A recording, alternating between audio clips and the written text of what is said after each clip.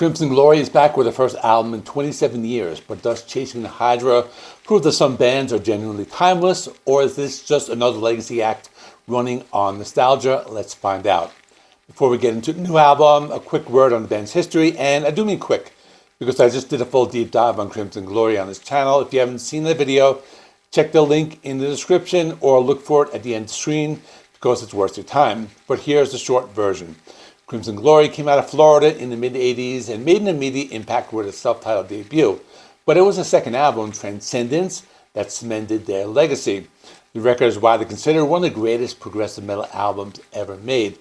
And I mean that without any exaggeration. In my opinion, it sits in the same conversation as Dream Theater's Images and Words and Queensryche's Operation Mindcrime. It is that good. After Transcendence, things started to unravel. Lead vocalist Midnight departed, and the band released Strange and Beautiful in 1991 without him, an album that honestly didn't land the same way. Then came Astronomica in 1999, which showed flashes of the old magic, but felt like a band still searching for its footing. And then silence. 27 years of silence until now.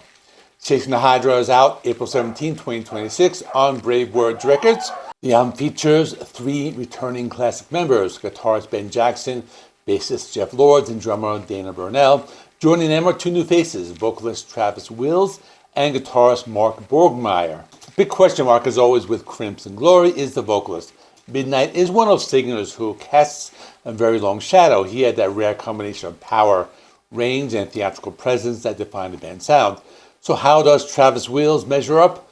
We'll get into that in a moment, but the short answer is better than you might expect. Let's talk about what the album gets right, because there's a lot to celebrate here. First and foremost, this record sounds like Crimson Glory.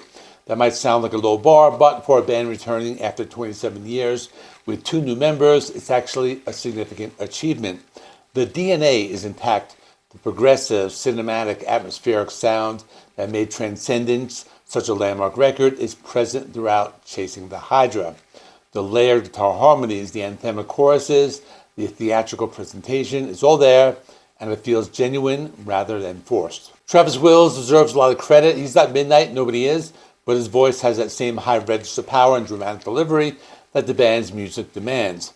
There are moments throughout the album where he genuinely reminded me of early Midnight, and other times he brought to mind a young Jeff Tate from the classic Queensryche era.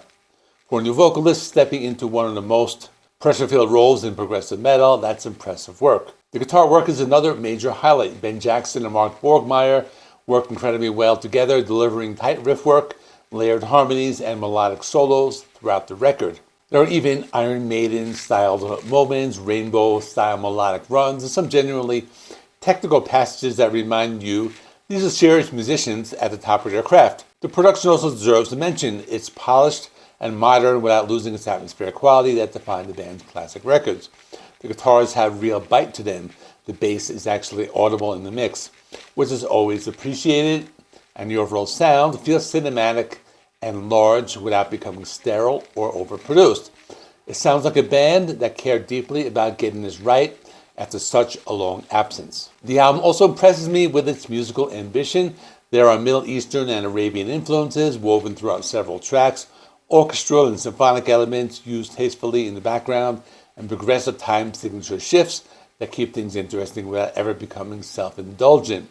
This is a band that trusts its audience to follow them wherever the music leads. Now, in the spirit of honest reviewing, let's talk about the minor criticisms, because they are minor, but they're worth addressing.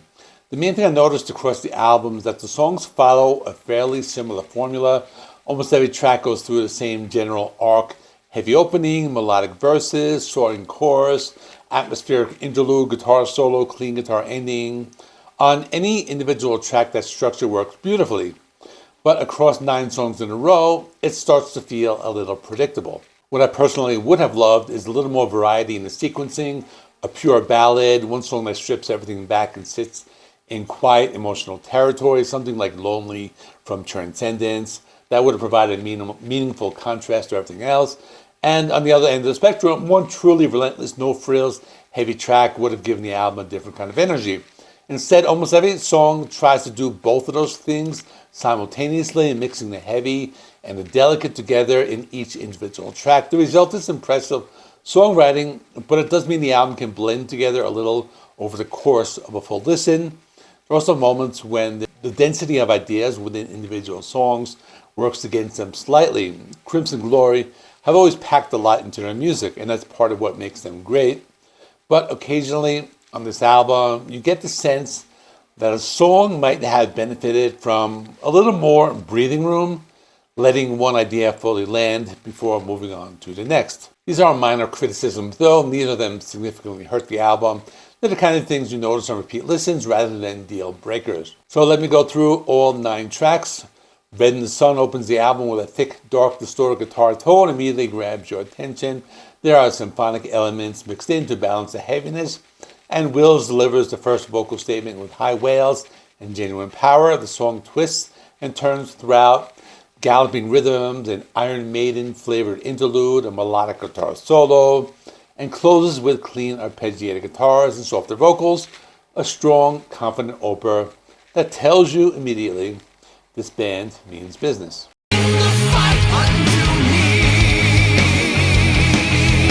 The Crimson Hydra was one of the pre-release singles. It's easy to hear why. It's the most direct callback to their classic 1980s sound on the entire album.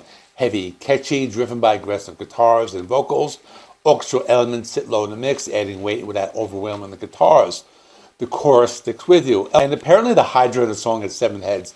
I always thought a Hydra had 5. I looked it up, and apparently there's no fixed number, with 9 being the most commonly cited, but either way, the song slaps.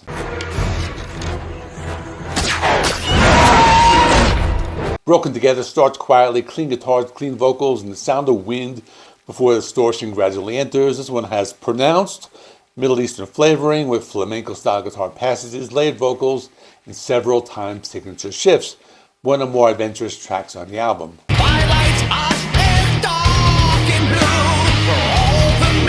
Angel in My Nightmare opens with arpeggiated clean guitars and orchestration, building a dreamy atmosphere before the heavier guitars and faster rhythms take over. The soaring vocals here are some of the best on the record.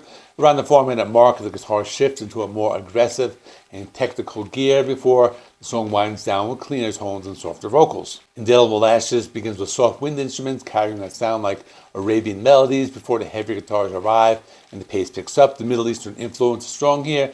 It reminded me of early Richie Blackmore's Rainbow in the best possible way. And this one feels like one of the more memorable tracks melodically. The guitar solo is excellent as well.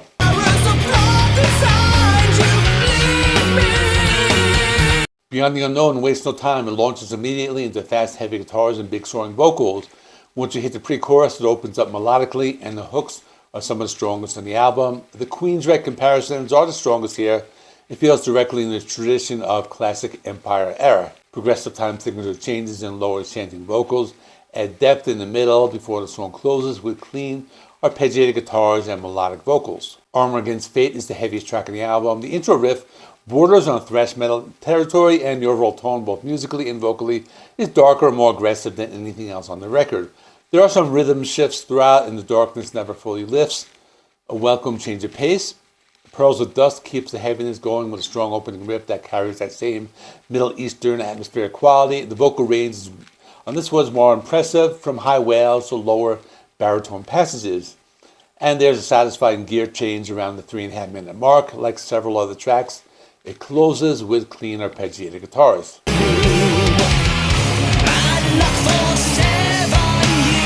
Triskaideka closed the album. Interestingly, this was one of the standalone singles that was released about 2 years ago, even before the band had formally planned this album. It was one of the first signs that Crimson Glory was genuinely coming back.